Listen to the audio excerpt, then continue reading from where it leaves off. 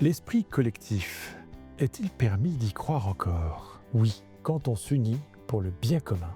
Découvrez avec nous des passionnés d'agriculture qui mettent de l'optimisme dans nos assiettes en dépassant les intérêts individuels.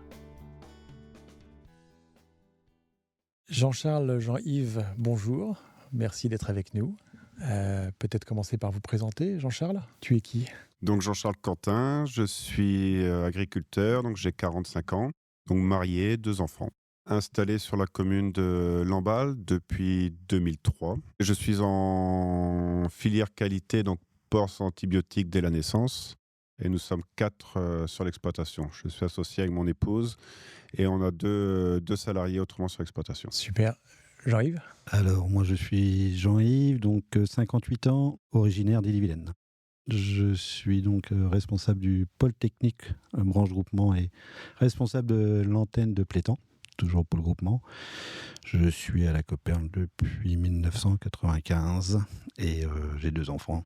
Jean-Yves, tu fais quoi concrètement? Alors moi, mon quotidien, il s'articule autour de 2 missions: répondre aux besoins du quotidien. Et sur une autre mission, je manage une équipe en transversale, tout ce qui est lié au service technique avec la partie formation des éleveurs, des équipes, et surtout depuis quelques années, l'explosion de la data et la valorisation de la donnée des éleveurs pour une montée en compétences collective. Qu'est-ce que tu aimes bien apporter aux éleveurs que tu vois tous les jours? On ne peut pas progresser les uns sans les autres, en fait. Il y a aussi un rapport humain, il y a un lien qui se crée quand même. On peut être là aussi pour les réconforter, qu'on le veuille ou non, dans les moments difficiles, c'est important.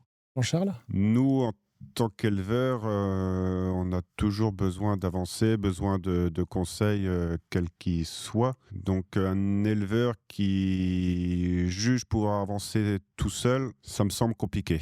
Si je prends le cas concret de notre élevage, on a besoin régulièrement du technicien d'élevage qui rend visite à peu près tous les 3 semaines, à l'élevage, régulièrement au téléphone. Donc ça nous permet de se projeter et d'avancer techniquement sur notre élevage. Je voudrais vous poser la question à tous les deux.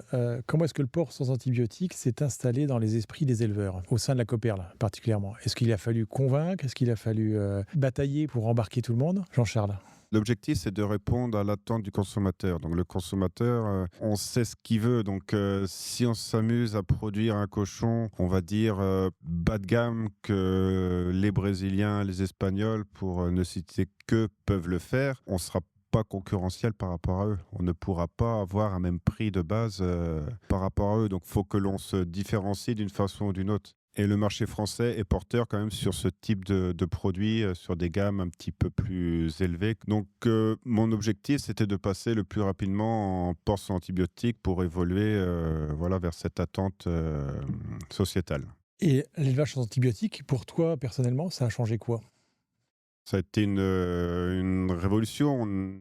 C'est plein de contraintes que l'on a mis bout à bout, mais qui nous ont permis d'avancer techniquement. C'est l'évolution de la vision du modèle de production du porc sans antibiotiques. En complément, si je peux me permettre par rapport à ça, moi, ce que je remarque régulièrement, c'est que la plus-value Copperle aujourd'hui, c'est le porc standard de demain. Je pense qu'il est fier de faire du porc sans antibiotiques. Ce qui a pu être un modèle différenciant par le passé est devenu aujourd'hui peut-être un modèle de production à atteindre. J'ai entendu parler, moi, de carnet de santé des animaux. Est-ce que c'est quelque chose qui devient une réalité aujourd'hui dans les élevages? Chaque animal est identifié de façon individuelle avec une boucle électronique. Et cette boucle, si demain il y a un traitement, tout est enregistré. Donc on enregistre le moindre traitement antibiotique de l'animal. C'est quoi votre prochain pas d'avance? C'est le porc décarboné. C'est le futur cap à atteindre, c'est la future échéance. On va valoriser des bonnes pratiques et à la fois d'élevage et dans le périmètre d'une exploitation globale. Ça, c'est une nouvelle étape aussi. Parce qu'on n'avait pas... Jusqu'à présent, on s'arrêtait pratiquement au périmètre de l'élevage, un petit peu les cultures avec la RSE. Mais là, aujourd'hui, avec la décarbonation, c'est vraiment une vision macro de la structure. Celui qui est tout seul aura peut-être des solutions proposées, mais ce sera sûrement plus compliqué. Mais grâce au collectif, Ça nous permet d'avancer plus vite sur certains points, sur la décarbonation. Mais on a déjà notre port décarboné en partie avec le Madrange qui vient de sortir il n'y a pas longtemps, qui fait la une de quelques influenceurs, on va dire, ou chroniqueurs radio. Donc c'est quand même quelque chose qu'on peut être fier à la Coperle. Et concrètement, comment est-ce qu'on décarbone un cochon ? On le décarbone de différentes façons. On peut le décarboner justement avec différents systèmes. Le fait d'avoir des bâtiments avec raclage et reprise des boues par la filiale environnement de la Coperle, eh ben, ça nous permet de créer du gaz, donc de décarboner d'une façon. Et le point important qui est en train de se développer, c'est sur l'alimentation individuelle.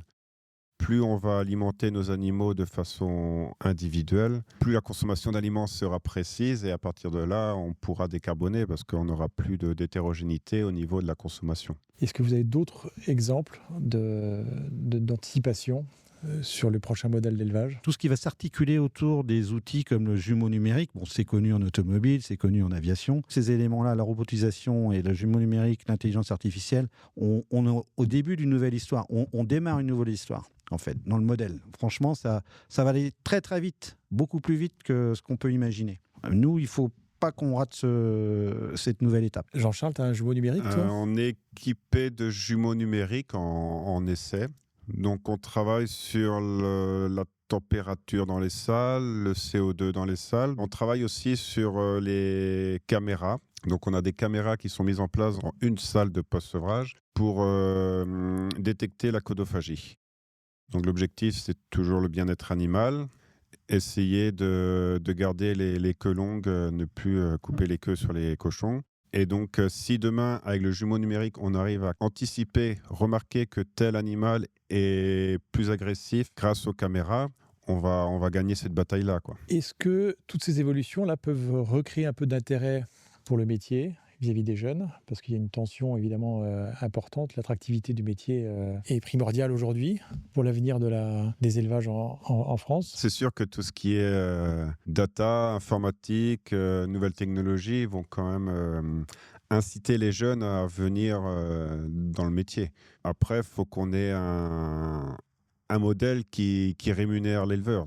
Jean-Yves, tu me parlais des jeunes éleveurs. Tu rencontres tous les jours des jeunes nouvelles générations d'éleveurs. Quelle est leur image aujourd'hui de l'élevage ? Comment ils se projettent dans l'élevage ? On en parlait justement tout à l'heure en venant avec Jean-Charles. Je pense qu'ils ont beaucoup moins de résilience que leurs aînés pour affronter des périodes difficiles économiques. En fait, on est sur la génération Z, etc. C'est tout dans l'immédiateté. C'est peut-être là où on a besoin d'apporter un petit peu d'éléments plus sécurisants, probablement, pour cette nouvelle génération. Parce que l'autre point aussi, c'est que la génération d'éleveurs de porc qui arrive en fin de carrière aujourd'hui, c'est une génération qui a créé ces outils, qui a vu l'intérêt du collectif parce qu'ils ont grandi, on a tous grandi ensemble, en fait, et on a évolué ensemble, on a créé une histoire ensemble. On a eu les mêmes difficultés, les mêmes joies, comme une famille. Mais quelque part, on a tous évolué de la même manière, avec tous une vision commune qui était de progresser, le progrès. Aujourd'hui, les jeunes qui arrivent sur le marché, déjà les outils sont disponibles. Donc, ils voient pas l'intérêt d'avoir une vision comme ça peut être sur le long terme, comme ça peut être dans le passé. Jean-Charles, quand tu t'es installé, tu avais 21 ans, je crois. Oui. Tu avais quoi en tête ? Tu voyais ton élevage dans 10 ans, 15 ans, 20 ans ? Mes parents avaient une exploitation familiale. C'était soit de reprendre leur exploitation, qui était de taille moyenne. Donc, mettre un UTA, une personne de plus dessus, c'était peut-être pas forcément la meilleure solution. Et donc, j'ai eu la chance, justement, grâce à la Coperle, qui m'a proposé l'élevage que j'ai repris là, en 2003. Mais mon objectif principal de l'époque, c'était de m'installer, de produire du cochon le mieux possible quand même. Dès le début, j'ai essayé de rentrer dans les chartes de qualité, d'une part pour répondre, comme je disais tout à l'heure, à l'attente du consommateur, mais avec un côté prix aussi derrière que la Coperle proposait, avec des plus-values quand même qui nous permettaient de se différencier qualitativement et économiquement des autres, quoi. Et aujourd'hui, les jeunes, qu'est-ce qui les met en confiance quand ils s'installent ? On retrouve quand même des belles réussites dans l'installation des jeunes. Aujourd'hui, on a des marqueurs économiques depuis 4-5 ans qui n'existaient pas à ton installation. Ils ont des niveaux de rémunération, à la fois une sécurité dans le prix du port, et puis une plus-value qui est propre au fait d'être jeune. Ça sécurise aussi les banques, parce que sans les banques, on ne fait pas grand-chose. Et l'accompagnement qui va derrière aussi. C'est vrai que le fait d'être accompagné, d'avoir un souci et de ne pas se poser la question qui c'est qu'on va appeler. Est-ce qu'on va appeler le fabricant d'aliments? Est-ce qu'on va appeler le groupement? Est-ce qu'on va appeler telle ou telle personne? Les équipes multidisciplinaires vont apporter leurs conseils pour ajuster le projet, le faire évoluer s'il faut, faire plusieurs scénarios. Là-dedans, on va retrouver les équipes du service environnement, du service bâtiment, du service santé, du service technique. Sur les 5 dernières années, 137 jeunes se sont installés au sein de la structure Copperl. C'est 137 réussites. Pas un échec. Pas un échec. La réussite d'un jeune, c'est dans son état d'esprit à accepter les conseils et écouter.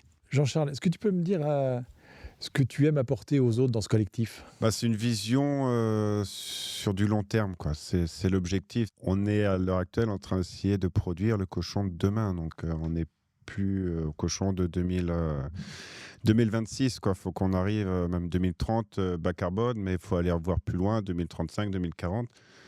Si on veut que la Copperl et que nous, éleveurs, nous soyons encore là demain, il faut que l'on se projette et qu'on ait des visions justement sur plus tard, quoi. Et le collectif t'apporte quoi, toi? Tout seul, tu ferais comment, là Je ne conçois pas, moi, de ne pas avoir d'aide. Et pourtant, ça fait 25 ans que je suis dans le cochon. Ça se passe pas trop mal quand même au bout de 25 ans. Mais on a toujours besoin d'évoluer, besoin de conseils, besoin d'échanger sur différentes perspectives, différents thèmes. Donc, le collectif m'apporte ou apporte énormément à notre élevage, quoi. Aujourd'hui, je ne crois pas qu'il y ait beaucoup d'entreprises dans la filière porcine en France qui se permettent d'avoir des ressources, des data scientists pour être en création de ce qu'on appelle des OAD, des outils d'aide à la décision. Tout ça articulé autour de la boucle RFID, donc la gestion de l'élevage à l'individu. Je pense que on est vraiment unique. Et ça nous anime au quotidien. C'est notre quotidien. C'est le plaisir du métier. Et en fait, j'ai grandi, mine de rien, avec la Copperl. Du coup, c'est devenu un peu quand même une famille, mais alors pas comme la famille, le cercle familial, mais j'ai retrouvé la même chose. Je retrouve des joies, je retrouve des épreuves, des difficultés, des réussites, des échecs, et l'esprit de solidarité, elle a été, moi je l'ai vécu, ça fait 30 ans, c'est là que je vois la force du groupe Copperl. En fait, tout est lié. Merci, chers invités. Merci à vous d'avoir écouté cet épisode de Tout est lié, une initiative de Copperl pour valoriser l'esprit collectif en agriculture. On se retrouve très bientôt pour un prochain épisode.